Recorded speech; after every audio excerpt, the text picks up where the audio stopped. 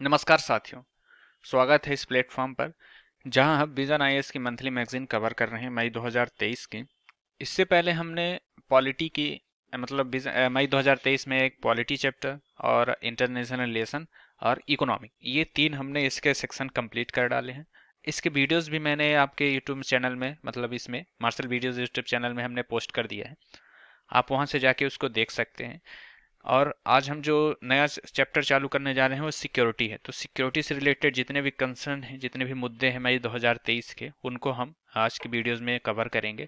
और साथ ही साथ मैं आपको ये बता देना चाहता हूँ कि जो ये मंथली मैगजीन है, ये आपके फिल्म्स पॉइंट ऑफ व्यू से बहुत ही उपयोगी होती है, क्योंकि इसके जो आपके एक तरह से कह सकते हैं जो टॉपिक ये कवर करता है, तो ये प्रीलिम्स के लिए इतना इफेक्टिव होता है कि आप अगर कोई एक तरह से विजन आईएएस के या फिर कोई आप कह सकते हैं कि कोई भी एक तरह से आप उनकी टेस्ट सीरीज लगाते हैं, तो उसमें आपको ये समझ में आ जाएगा कि जो इसमें टॉपिक दिए रहते हैं वो किस हिसाब से इसमें मंथली मैगजीन में वो टॉपिक कवर किए रहते हैं। तो विजन आईएएस का ये इतना बड़ा क्रेज है। और क्या रहता है कि जैसे मेरे कुछ साथी जैसे होते हैं कि मैगजीन तो खरीद लेते हैं, लेकिन उनके पास ऑलरेडी जीएस का इतना वर्डन हो जाता है कि उसको पढ़ते पढ़ते उनको मैगजीन पढ़ने का उतना समय नहीं रहता। तो इस वीडियो के माध्यम से मैं उनको ये इंश्योर कर देना चाहता हूँ कि अगर आप देख सकते हैं वीडियो तो अच्छी बात है, लेकिन तो आप इसको सुन के भी आप उसको समझ सकते हैं, क्योंकि मैं इसको क्या कर रहा हूँ, पूरी बारीकी से एक्सप्लेन कर रहा हूँ और साथ ही साथ लाइन बाय लाइन आपको समझाने का प्रयास कर रहा हूँ कि कौन कौन से मुद्दे इसमें जरूरी हैं, कौन से जरूरी नहीं है, किन बातों को पढ़ना है, किन को नहीं पढ़ना है। तो ये आपके लिए इसमें रहेगा। तो चलिए आज का नया टॉपिक चालू करते हैं, सिक्योरिटी, उसको देखते हैं। तो आज का हमारा चैप्टर है सिक्योरिटी। चैप्टर का कहने का मतलब कि जो आज हमारा सेशन चलेगा सिक्योरिटी के, इससे पहले हमने जैसे बता चुका हूँ कि आपकी पॉलिटी, आईआर, इंटरनेशनल रिलेशन और आपके इकोनॉमिक, तीन सेक्शन हमने इसके मई 2023 के विजन आईएएस की मंथली मैगजीन के कंप्लीट कर डाले। आज हमारा चौथा सेक्शन है सिक्योरिटी। और सिक्योरिटी के बारे में हम देखेंगे इसमें कि आतंकवाद और आपके ये अंतर्राष्ट्रीय आतंकवाद के बारे में देखेंगे, है ना, भारत में मादक पदार्थों से जुड़े जोखिम के बारे में देखेंगे। और ये इसमें संक्षिप्त सुर्खियां, जिसमें आपका थम्बरम आ रहा है ना, उसको देखेंगे। और साथ ही साथ खुर्रम शहर 4 बैलिस्टिक मिसाइल, भारतीय नौसेना नौकायान पोत तारिणी और सुर्खियों में रहे सैन्य अभ्यास और आसियान भारत समुद्री अभ्यास। तो आज हम सिर्फ कंप्लीट देखेंगे इसका सिक्योरिटी के, इसके सिक्योरिटी के बारे में आज देखेंगे। तो चलिए हम शुरू करते हैं। तो आज हमारा ये जो पहला चैप्टर है ना, सिक्योरिटी का मतलब पहला जो टॉपिक है वो है अंतर्राष्ट्रीय आतंकवाद, है ना। तो अंतर्राष्ट्रीय आतंकवाद क्या है, इसके बारे में हम जानेंगे। इससे पहले हम ये जान लें कि ये सुर्खियों में क्या है, ऐसा क्या कारण है कि इसको वर्तमान समय में इसको सुर्खियों में। तो भारत के जो रक्षा मंत्री थे ने उन्होंने एससीओ के देशों के साथ आतंकवाद को जड़ से खत्म करने की दिशा में एक तरह से गतिविधियों को सहायता प्रदान करने, जवाबदेह ठहराने का आह्वान किया है। कहने का तात्पर्य कि जो अपने यहाँ संघाई सहयोग संगठन की उसका जो आप कह सकते हैं कि मीटिंग हुई है ना, उसमें भारत के जो रक्षा मंत्री है ना, उन्होंने क्या किया है कि आतंकवाद से जड़ से खत्म करने के लिए संबद्ध देशों से आह्वान किया है कि साथ दें और एक साथ जुट के इन समस्या का समाधान करें। तो आतंकवाद जैसे ही हम देख लिए सुर्खियों में क्या है, अब हम देखेंगे कि आतंकवाद के प्रभाव क्या है, ऐसा क्या है कि आतंकवाद से इनको खत्म करना जरूरी है। तो पहला है कि आतंकवाद, किसी भी आतंकवादी घटना से घटने से जीवन और संपत्ति की हानि होती है। बहुत ही एक तरह से कह सकते हैं कि मानक तौर पे कह सकते हैं कि बहुत ही ज्यादा जान माल की हानि होती है, और साथ ही साथ देश में को इतना बड़ा नुकसान होता है कि जिसका वहन करना उतना आसान नहीं होता। आतंकवाद के कारण क्या होता है, जनता के बीच सामान्यवादीवाद के मुद्दे पीछे छूट जाते हैं, राजनीतिक चरमपंथियों को मजबूती मिलती है और कई बार समाजों में ध्रुवीकरण की संभावना बढ़ जाती है। आतंकवाद रोधी उपायों पर सरकारी व्यय में वृद्धि होती है ना, जिससे क्या होता है कि जो धन लोगों के स्वास्थ्य सेवा शिक्षा और अन्य किसी कार्य में लगनी चाहिए वो कहाँ लग जाता है, आतंकवाद रोधी उपायों में। और वास्तविक या कथित तौर पर क्या होता है कि व्यवसाय का नुकसान होता है, व्यवसाय उतनी आसानी से नहीं हो पाता। तो ये आपके आतंकवाद की सुर्खियों में, आतंकवाद से हमें क्या नुकसान है, इतना हमको ये जानकारी हुई।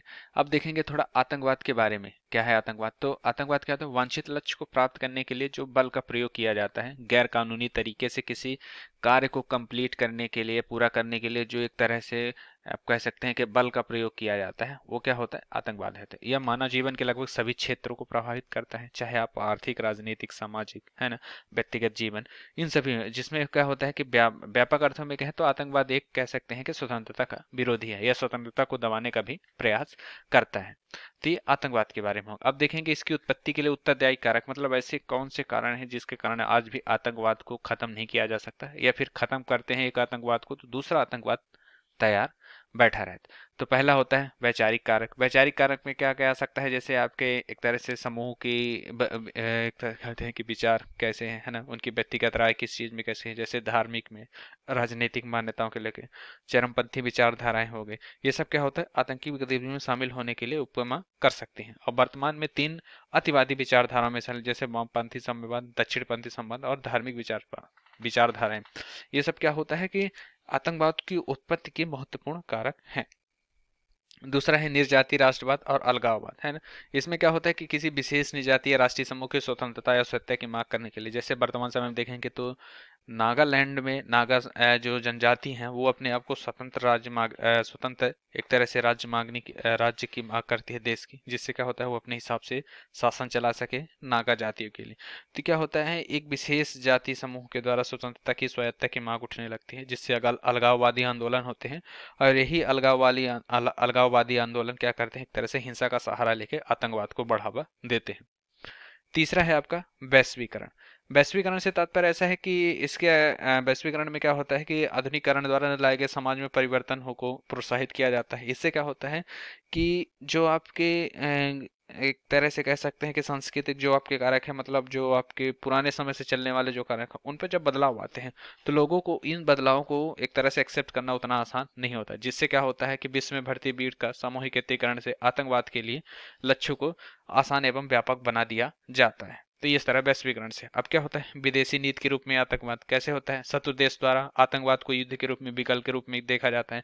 कहने का तात्पर्य ऐसा है कि अगर वर्तमान समय में आप देखेंगे तो पाकिस्तान द्वारा जितना भारत में आतंकवाद विरोधी जो कह सकते हैं कि ऑपरेशन चलाए जा रहे हैं, जिनसे क्या कर रहे हैं कि सामने से युद्ध नहीं करना है लेकिन पीठ पीछे एक तरह से कह सकते हैं कि पाकिस्तान में आज भी पाकिस्तान द्वारा आतंकवादी जो है तो किस में चलाए जाते हैं। जैसे जम्मू कश्मीर में आप वर्तमान समय में सुने ही होंगे कि हमारे कैप्टन शहीद हो गए थे, है ना, कर्नल।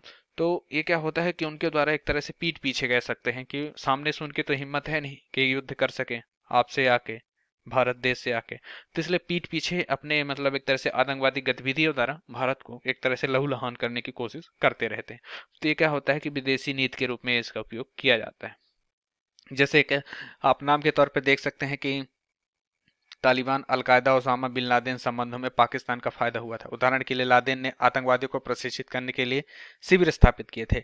इन शिविरों में उन आतंकवादियों ने भी प्रशिक्षण प्राप्त किया जो कश्मीर के लिए भारत के खिलाफ पाकिस्तान का साथ देते हैं। तो ये सब क्या होता है पाकिस्तान की एक चाल हो गई, जो भारत के खिलाफ सीधे न युद्ध करके एक तरह से आपका मैदान से पीछे से युद्ध करने की एक चाल होती है। तो इस तरह ये आतंकवाद का सहारा लेते हैं। कमजोर शासन प्रणाली वाले देश और वहां के गरीब समाज, ऐसे में क्या होता है कि ऐसे देशों में धनी देशों की तुलना में गृह युद्ध की आशंका अधिक बनी रहती है। इस वजह से यहाँ के समाज में आतंकवाद का खतरा बढ़ जाता है। और अंतर्राष्ट्रीय स्तर पर जब अन्याय होता है, कई बार कोई व्यक्ति या समूह महसूस करता है कि आर्थिक असमानता, राजनीतिक दमन या कुछ शक्तियों के प्रभुत्व की वजह से उनके साथ वैश्विक स्तर पर अन्याय हुआ है, इन वजहों से उनसे बदला लेने की भावना पैदा हो जाती है। कुछ लोगों का मानना है कि Islamic state of Iraq and Syria जैसे अतिवादी समूह का उदय भी अंतर्राष्ट्रीय स्तर पर अन्याय जैसे कारकों के उदाहरण के लिए हुआ है।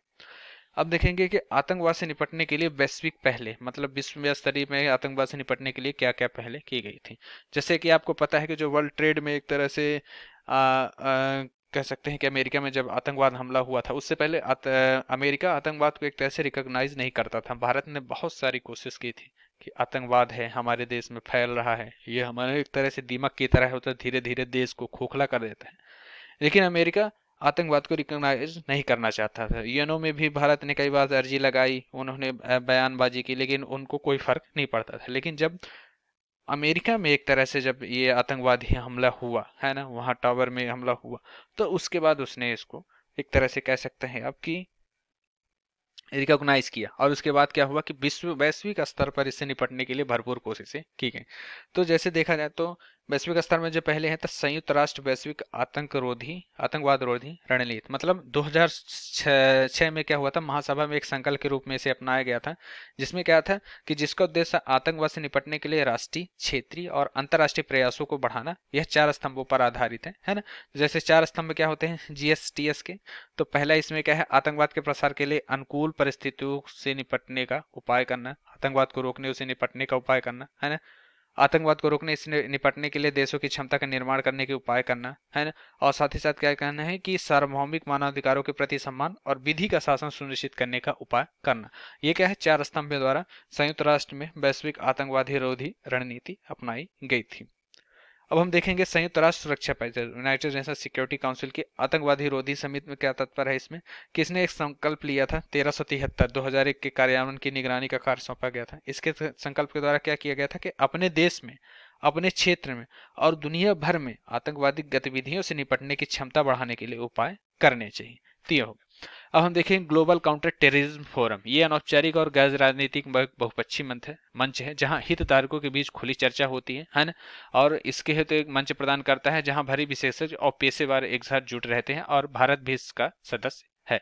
FATF वित्तीय कार्रवाई बल, है ना। इसमें क्या होता है कि वित्त पोषण को रोकने के लिए अंतर्राष्ट्रीय मानकों को निर्धारित करना, इसके तहत संबंधित मानकों का विकास का क्रियान्वयन किया जाता है। जैसे क्या हुआ था कि FATF की श्रेणी में पाकिस्तान को भी एक तरह से ब्लैक लिस्टेड ही करने जा रही थी, ग्रे लिस्ट में डाल दिया गया था, लेकिन फिर उसको हटा दिया गया। लेकिन अगर ऐसा होता कि अगर उसे ब्लैक लिस्ट किया जाता तो उससे क्या होता है कि अन्य देश उसके साथ व्यापार नहीं कर सकते, डॉलर के साथ वो व्यापार नहीं कर सकता था। और साथ ही साथ जो उसमें विकास की जो कार्रवाई क्रियाएं चल रही हैं वर्ल्ड बैंक द्वारा और विभिन्न इंटरनेशनल ऑर्गेनाइजेशन द्वारा, वो एक तरह से सुविधा नहीं मिल पाती किसको, पाकिस्तान को। तो ये FATF होता है, जिससे क्या होता है कि इसका उपयोग करके मनी लॉन्ड्रिंग और आतंकवाद के वित्त पोषण को रोकने के लिए इसमें आपका क्रियान्वयन किया जाता है। अब SCO की क्षेत्रीय आतंकवाद रोधी संरचना, इसका तात्पर्य क्या है, ये आतंकवाद और अलगाववाद और उग्रवाद से निपटने के प्रयासों को मजबूत करता है और अंतर्राष्ट्रीय एवं क्षेत्रीय संगठनों के साथ मिलकर विकास को मजबूत करता है। अब देखेंगे ग्लोबल टेररिज्म इंडेक्स GTI, इसका तात्पर्य क्या है कि institute for economic and peace द्वारा प्रकाशित किया जाता है।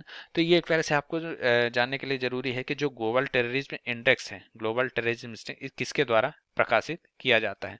तो यह प्रकाशित किया जाता है institute for economic and peace IEP, इसके द्वारा किसको प्रकाशित किया जाता है, ग्लोबल टेररिज्म इंडेक्स, है ना। तो यह क्या करता है कि यह आतंकवाद का एक तरह से विश्लेषण करता है, जिसमें व्यापक अध्ययन किया जाता है। इसके द्वारा क्या होता है, आवश्यक नीतिगत कदमों को बेहतर ढंग से समझने और मार्गदर्शन करने में भी मदद करता है।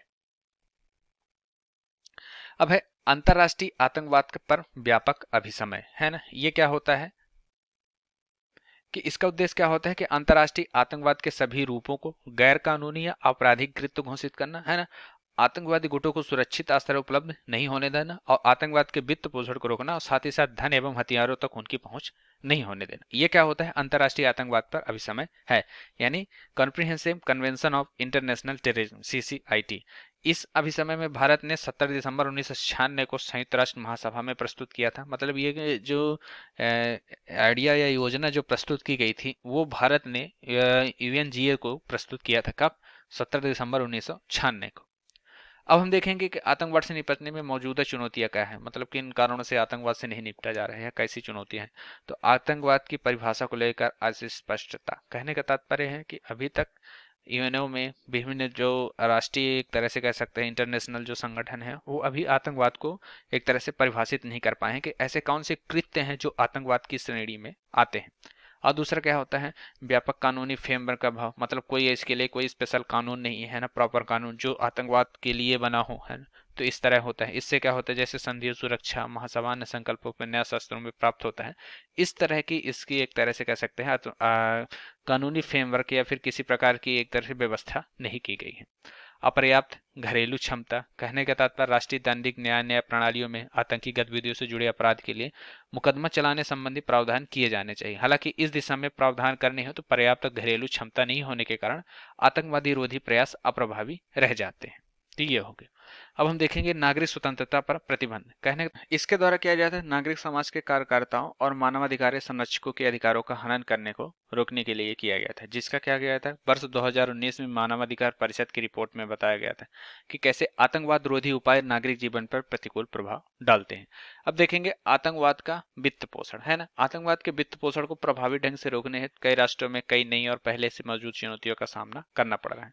आगे की राह में देखेंगे कि आतंकवाद को रोकने के लिए उसने निपटने की दिशा में क्या किए जा सकते हैं, कि आतंकवाद रोधी कानूनों को बना के, है ना, कमियों को पहचान करके कैसी किन कमियों की वजह से हम आतंकवाद को रोक नहीं पा रहे हैं, जो वैश्विक स्तर पर इतने जोर से फैल रहा है, इतने तेजी से फैल रहा है कि इसका नुकसान बहुत ही लंबा देखने को मिल रहा है ना। अलग अलग क्षेत्रों में सहयोग को बढ़ावा देना चाहिए, साथ ही साथ सीमा प्रबंधन प्रणालियों में भी सुधार करना और उनको आधुनिकीकरण किया जाना चाहिए। राष्ट्रों की क्षमता को बढ़ाने के लिए क्षेत्रीय अंतर्राष्ट्रीय संगठनों की भूमिका पर ध्यान केंद्रित करना। इसी के लिए राष्ट्रों को तकनीकी सहायता प्रदान करने के लिए सर्वोत्तम उपायों को साझा करना चाहिए, साथ ही मौजूदा कमियों को दूर करना चाहिए। अंतर्राष्ट्रीय मानदंडों दायित्वों का पालन करने के लिए अंतर्राष्ट्रीय अभिसमय और प्रोटोकॉल्स के क्रियान्वयन में सहायता प्रदान करनी चाहिए। संगठित अपराध, मनी लॉन्ड्रिंग और मादक पदार्थों की तस्करी को रोकने का प्रयास करना चाहिए, है ना। तकनीकी सहायता प्रदान करने के लिए सामंजस्य स्थापित करने तथा दक्षता में सुधार कर बल देना चाहिए। और क्या करना चाहिए कि संयुक्त राष्ट्र प्रणाली के भीतर समन्वय को बढ़ावा देना है, जिससे क्या होता है कि राष्ट्रों की क्षमता बढ़ाने में क्षेत्रीय और अंतर्राष्ट्रीय संगठनों की भूमिका भी बढ़ती है। और तीसरा है आतंकवादी रोधी घटकों के लैंगिक पहलुओं को शामिल करना। इसका तात्पर्य क्या होता है कि महिला शांति सुरक्षा, आतंकवाद, हिंसक उग्रवाद से निपटने के लिए एजेंडे के एकीकरण को सक्रिय रूप से बढ़ावा देना चाहिए। इससे क्या होगा कि आतंकवादी पीड़ित महिलाओं और बालिकाओं पर ध्यान दिया जा सकता है और आतंकवादी गतिविधियों को अंजाम देने वाली, बढ़ावा देने वाली, आतंकवाद के समर्थक के रूप में शामिल महिलाओं को भी निगरानी पे रखा जा सकता है ना।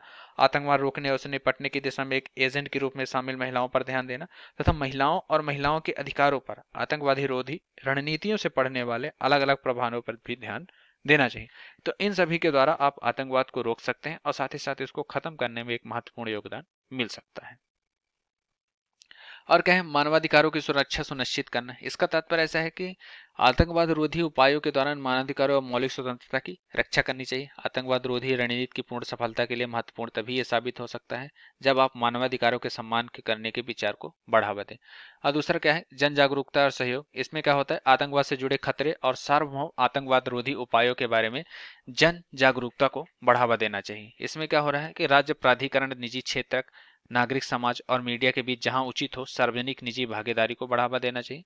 साथ ही साथ मानवीय सुरक्षा और सहायता को भी आतंकवाद के समर्थन के रूप में न देखा जाए। तो इस तरह से आप आतंकवाद से एक तरह से खत्म करने के लिए प्रयास कर सकते हैं। हमारा जो आज का दूसरा टॉपिक है भारत में मादक पदार्थों से जुड़े जोखिम, ड्रग मैनेक इन इंडिया, है ना। ऐसे आपके बारे में इस सुर्खियों में क्या है ये हम देखेंगे। तो इसमें बताया जाता नारकोटिक्स कंट्रोल ब्यूरो एनसीबी और भारतीय नौसेना ने संयुक्त अभियान से केरल के तट में कम से कम 2500 किलो मादक पदार्थ को जब्त किया था। ये क्या होता है मेथामाफेटामाइन, है ना, मेथामफेटामाइन, है ना, के होने की आशंका व्यक्त की जाती है। इसमें जो एक तरह से बहुत ही ज्यादा एक तरह से नशीली पदार्थ है जो नुकसान भी कर सकता है। अब देखेंगे कि ऑपरेशन समुद्रगुप्त क्या है, मतलब इससे संबंधित में क्या था। एनसीबी के अनुसार यह देश में फेटामाइन की यह सबसे बड़ी जब्ती थी। यह जब्ती ऑपरेशन समुद्रगुप्त के तहत की गई थी। तो हम देखेंगे ऑपरेशन समुद्रगुप्त है क्या। समुद्रगुप्त कहते हैं कि एनसीबी ने 2022 में चालू किया था। इसका उद्देश्य क्या था कि समुद्र मार्ग से किए जाने वाले मादक पदार्थों को भारत में प्रवेश करने से रोकना, है ना। जिससे क्या होगा कि इस ऑपरेशन के द्वारा 2047 तक भारत को नशा मुक्त बनाने का भी लक्ष्य निर्धारित किया गया था। तो ये आपके लिए ऑपरेशन समुद्रगुप्त हो गया। तो इसका बेसिक जानकारी होना जरूरी है कि ऑपरेशन समुद्रगुप्त क्या है, किसके बारे में है, इसके द्वारा कौन से एक तरह से लक्ष्य रखा गया है। अब देखेंगे भारत में मादक पदार्थों के जोखिम हेतु क्या उत्तरदायी कारण है। पहला है भौगोलिक एवं स्थिति। उसकी सीधे जैसे भारत गोल्डन क्रिसेंट और गोल्डन ट्रायंगल के बीच स्थित है। कहने का तात्पर्य ऐसा है कि वैश्विक स्तर पर जो 90% तक अवैध क्षेत्रों में जो आपका ड्रग की कार्रवाई की जाती है वो इन्हीं क्षेत्रों में की जाती है, जैसे Iran, Afghanistan, Pakistan, Myanmar, Thailand, Laos, Vietnam. ये सब क्या है गोल्डन ट्रायंगल है। तो ये गोल्डन ट्रायंगल जो होता है आपका ये म्यांमार, थाईलैंड, लाओस, वियतनाम, ये आपके जो ये दर्शाया गया है ना, इसके बीच में भारत है। जिससे क्या हो रहा है कि इनके द्वारा बहुत ही बड़ी मात्रा में एक तरह से खेप के खेप आपको क्या पहुंचाया जा रहा है? मादक द्रव्य, जिसके कारण क्या होता है, भारत में वर्तमान समय में एक तरह नशा ज्यादा बढ़ता जा रहा है। और दूसरा क्या है, समुद्री मार्गों का उपयोग, जिसमें क्या होता है, कुल मादक पदार्थों का लगभग 70% समुद्री मार्गों से होता है, जैसे कि यहाँ आप देख सकते हैं गोल्डन ट्रायंगल के द्वारा, है ना, और गोल्डन क्रिसेंट के द्वारा। कुरियर और डाक सेवाओं का दुरुपयोग, कुरियर और डाक सेवाओं का इस्तेमाल काफी बढ़ गया है मादक पदार्थों की डिलीवरी के लिए। जैसे इसके डाटा के हिसाब से देखें तो 2019 की तुलना में 2020 में 300% तथा 2021 में 200% की बढ़ोतरी हुई थी। नार्को टेररिंगल, कहने का तात्पर्य है कि पाकिस्तान में आतंकवादी संगठन की वही खुफिया एजेंसी आईएसआई के साथ मिलकर स्थल और समुद्र के जरिए सक्रिय रूप से मादक पदार्थों की तस्करी को बढ़ा, जिससे क्या करना है कि इनका लक्ष्य है कि भारत को तोड़ दिया जाए, नशे की गिरफ्त में ले लिया जाए, जिससे अपने हिसाब से कार्य कर सके। तो ये इनका एक तरह से मोटो है। अव्यवस्थित व खुली सीमाएं, भारत में हेरोइन की अधिकतर तस्करी भारत पाकिस्तान सीमा के जरिए होती है। इसके अलावा भारत नेपाल से सीमा से होकर भी भारी मात्रा में गांजे की तस्करी की जाती है। और प्रौद्योगिकी का दुरुपयोग, पंजाब सीमा से ड्रग्स और हथियारों की आपूर्ति ड्रोन का इस्तेमाल करके एक नया तरीका हो गया है। डार्क नेट इस्तेमाल करके भी मादक पदार्थों की तस्करी की जा रही है। तो इस तरह से कम जोखिम डार्क नेट बाजार में अपनी गोपनीयता और कम जोखिमों के कारण मादक पदार्थों के पारंपरिक उपयोग की जगह ले रहा है। तो ये एक तरह से ये बाजार के लिए बहुत ही ज्यादा खतरनाक हो रहा है, आपका ये जो मादक पदार्थों की तस्करी हो रही है। और क्या है, क्रिप्टो करेंसी। क्रिप्टो करेंसी क्या होता है, इसके द्वारा जब वो भुगतान करते हैं तो भुगतान करने वाला भुगतान को प्राप्त करने वाला की कोई भी जानकारी नहीं रहती। तो जिससे क्या होता है कि इसका आतंकवादी गतिविधियों और ऐसे मादक पदार्थों के कब कह सकते हैं कि डिलीवरी में, खरीदने बेचने, खरीद फरोख्त में भी इसका उपयोग किया जा रहा है, जो एक तरह से बहुत ही गलत बात है। और अब देखेंगे कि विषम आर्थिक कारणों की मांग में वृद्धि हो रही है ना, जिसके कारण हो रहा है बेरोजगारी के कारण धन आसानी से पहुंच जाता है, तो उसमें क्या होता है, मादक पदार्थों की भी सेवन की भी लत भारी पड़ जाती है। जांच एजेंसियों द्वारा समानता में सामना की जाने वाली चुनौती है। इसमें क्या होता है कि मादक पदार्थों के वितरण को पकड़ने के अधिक ध्यान देना शामिल किया गया है, मतलब इनको ज्यादा उतनी छूट नहीं दी है। अब हम देखेंगे कि जो एनसीबी होता है, जिसके तहत ये इस तरह के कार्य सौंपे गए हैं, नारकोटिक्स कंट्रोल ब्यूरो जिसे कहा जाता है ना, तो ये गृह मंत्रालय के अंतर्गत आता है। इसके 1986 में क्या हुआ था और 1985 के तहत किया गया था इसका गठन। इसका कार्य क्या है कि औषधि और प्रसाधन प्रणाली अधिनियम आदि के तहत अलग अलग कार्यालयों द्वारा की जाने वाली कार्यवाही का समन्वय करना है ना, विदेशों से संबंधित प्राधिकरण को सहायता प्रदान करना, कार्यवाहियों का समन्वय करना। इसकी सत्य क्या है कि ये सिविल न्यायालय के पास सिविल न्यायालय की तरह इसका कार्य कर सकते हैं। कहने का तात्पर्य इसमें मुकदमा चलाने की भी सभी शक्तियां प्राप्त है। अब हम देखेंगे मादक पदार्थों के जोखिमों से निपटने के लिए उठाए गए कदम, मतलब ऐसे कौन से कदम उठाए गए जिनके द्वारा मादक पदार्थों को कम किए जा सकते हैं। तो केंद्रीय गृह मंत्रालय द्वारा त्रिस्तरीय रणनीति को अपनाया गया है। कहने का तात्पर्य संस्थागत ढांचे को मजबूत करना, पहला मादक पदार्थों पर नियंत्रण उत्तरदायी सभी एजेंसियों को सशक्तिकरण करना, उसके बीच समन्वय को बढ़ाना और जागरूकता अभियान चालू करके इसके द्वारा मादक पदार्थों की एक तरह से अंकुश लगाने का कार्य किया जा सकता है। नारकोटिक्स ड्रग्स एंड साइकोप्रेटिक सब्सटेंस 1985, यह क्या होता है कि नारकोटिक्स ड्रग्स और साइकोप्रेटिक क्या होता है, पदार्थों के उपयोग को विनियमित करने वाला एक प्रमुख कानून है। जिसके द्वारा क्या होता है, गैर कानूनी व्यापार से संबंधित अपराधों को दंडित करने के लिए कठोर फ्रेमवर्क प्रदान करता है ना, जिसे संपत्ति जब्ती और कारावास की सजा का भी इसमें प्रावधान किया गया। अधिनियम की धारा 27 से में क्या होता है, गैर कानूनी तस्करी के रूप में वित्त पोषण और अपराधियों को शरण देने के अपराध में सजा का प्रावधान किया गया है। संयुक्त समन्वय केंद्रीय गृह मंत्रालय के नार्को समन्वय केंद्र में स्थापित किया गया। यह क्या करता है, यह अलग अलग कानून प्रबंधन एजेंसियों के बीच समन्वय स्थापित करता है। अब हम देखेंगे कि मादक पदार्थों के जोखिमों से निपटने के लिए जो अन्य पहले की गई है, मतलब ये इतना जरूरी नहीं, बस आपको एक तरह से जानना जरूरी है कि मादक पदार्थों की मांग में कमी लाने हेतु राष्ट्रीय कार्य योजना 2018 से 2025 और नशा मुक्ति भारत अभियान, जिसमें 2020 तक 272 चिन्हित जिलों में काम किया गया था, है ना। इसमें क्या कर सकते हैं कि एनसीबी द्वारा अंकुश लगाया जा रहा है मादक पदार्थों की आपूर्ति में, सामाजिक न्याय अधिकारिता मंत्रालय विभाग द्वारा आउटरीच व जागरूकता अभियान चलाया जाता है और स्वास्थ्य विभाग की मदद से भी उपचार का उपलब्ध कराया जाता है। मैप ड्रग्स, इसके द्वारा क्या होता है, मैप एवं वेब पोर्टल है, इसके द्वारा क्या होता है, गैर कानूनी उत्पादकों की पहचान करके उसको नष्ट करने के लिए विकसित किया गया है। और संयुक्त राष्ट्र संधि और उपसमयों पर हस्ताक्षर किए, जैसे नारकोटिक्स ड्रग्स एंड संयुक्त राष्ट्र एकल अभिसमय 1961, साइकोपेट्रिक पदार्थों पर अभिसमय 1971 तथा नारकोटिक्स ड्रग एवं साइकोपेट्रिक पदार्थों की तस्करी के खिलाफ 1988। तो इस तरह से इसको जो जोखिमों से निपटने के लिए अन्य पहले गई थी वो आपके सामने है। अब क्या है कि राष्ट्रीय सुरक्षा सचिवालय के तहत बहु एजेंसी समुद्री सुरक्षा समूह, इसके द्वारा भी इसको क्या किया जा रहा है कि कानूनी एजेंसी को समन्वय स्थापित करने में मदद करें। अन्य देशों के साथ सहयोग के साथ भी, जैसे श्रीलंका, मालदीव, बांग्लादेश की सुरक्षा एजेंसियों के साथ साथ उसके तट रक्षक बलों के साथ भी बेहतर समन्वय स्थापित करके एक तरह से मादक पदार्थों के आवागमन को प्रतिबंधित किया जा रहा है। एनसीबी की क्षमता को बढ़ाया जा रहा है। इससे पहले दिल्ली, मुंबई, कोलकाता में केवल 3 क्षेत्रीय कार्यालय थे। हालांकि भारत ने समुद्री मार्गों के मादक पदार्थों की तस्करी को रोकने के लिए अब चेन्नई व अमृतसर में भी नए क्षेत्रीय कार्यालय स्थापित किए गए। निदान पोर्टल का आरंभ किया गया है, जिसके द्वारा क्या डेटाबेस के द्वारा नार्को अपराधियों का रिकॉर्ड रख के उनकी तरह का डेटाबेस रखा जाए, ये एक पहला उपाय किया गया है। आगे की राह में क्या कर सकते हैं कि खुफिया जानकारी साझा कर सकते हैं एक दूसरे के साथ, तकनीकी क्षमताओं को बढ़ा सकते हैं, नेशनल फॉरेंसिक साइंस यूनिवर्सिटी के साथ मिलकर काम करना चाहिए, आपूर्ति के स्रोत पर ध्यान केंद्रित करना चाहिए, नागरिकों की जागरूकता पैदा करना और सजा में वृद्धि करना, जिसके द्वारा आप एक तरह से मादक पदार्थों का जो सेवन बढ़ रहा है या फिर इसकी जो तस्करी बढ़ रही है उनको रोका जा सकता है। ये इससे संबंधित जानकारी होगी जो इतना जरूरी नहीं है, जैसे साइक्लोइड पदार्थ हो गया, और ये उतना नहीं है, तो आप इसको पढ़े या फिर ना पढ़ना हो तो कोई जरूरी नहीं है। अब देखेंगे संक्षिप्त सुर्खियों में क्या होता है। थम्बोरिक बम, थर्मोबेरिक बम, ये क्या होता है कि ये सटीक निर्देशिक बम लक्ष्य हमला करता है। एक छोटे से विस्फोट के बाद विस्फोटक सामग्री को बादलनुमा घेरे में निर्माण होता है ना। क्या करता है, दूसरा विस्फोटक उक्त बादलनुमा घेरे को प्रज्वलित करता है, जिसमें एक बड़ा विस्फोटक होता है जो मानव शरीर को वाष्पित करने में सक्षम होता है। तो एक मानवाधिकार समूह ने क्या किया था कि म्यांमार की सेना पर थर्मोबेरिक बम का उपयोग किया, आरोप लगाया, मतलब उसको उपयोग करने का आरोप लगाया, जिसके द्वारा क्या हो रहा है कि ये थर्मोबेरिक बम को वैक्यूम या एरोसोल बम अथवा फ्यूल एयर एक्सप्लोसिव भी कहा जाता है। तो ये एक तरह से थर्मोबेरिक बम हो गया। यह क्या करता है, जब अपने लक्ष्य से टकराता है तो जैसे बादल के रूप में फैल जाता है। तो वर्तमान में इसके उपयोग को प्रतिबंध लगाने वाला कोई अंतर्राष्ट्रीय कानून नहीं है। बस ये आपके लिए एक वन लाइनर जरूरी है कि थर्मोबेरिक बम एक तरह से किस चर्चा है, आपके म्यांमार में इसको उपयोग करने की चर्चा में लिया गया। खुर्रम शहर 4 बैलिस्टिक मिसाइल है ना, यह तरल ईंधन वाली चौथी पीढ़ी की खुर्रम शहर बैलिस्टिक मिसाइल का परीक्षण किसने, इसे खैबर नाम दिया गया है ना। ये कहाँ की, किस देश की है, ईरान की। खुर्रम शहर नाम ईरानी शहर के नाम पर किया गया। 1980 के दशक में ईरान इराक युद्ध के दौरान भीषण लड़ाई हुई थी। खैबर जो कभी एक यहूदी किला 7वीं शताब्दी में मुसलमानों द्वारा जीत लिया गया था, वर्तमान में सऊदी अरब में है ना।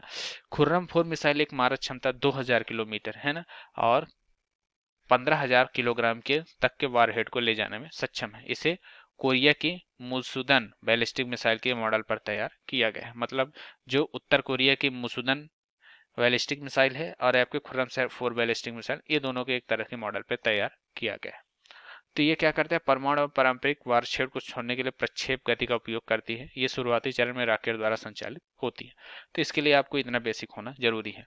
और ये तीसरा क्या है, भारतीय नौसेना नौकायान पोत तारिणी, ये क्या होता है कि INSV तारिणी जो है महासागर पार अंतर महाद्वीपीय यात्रा पूरी करने के बाद भारत लौट आई है।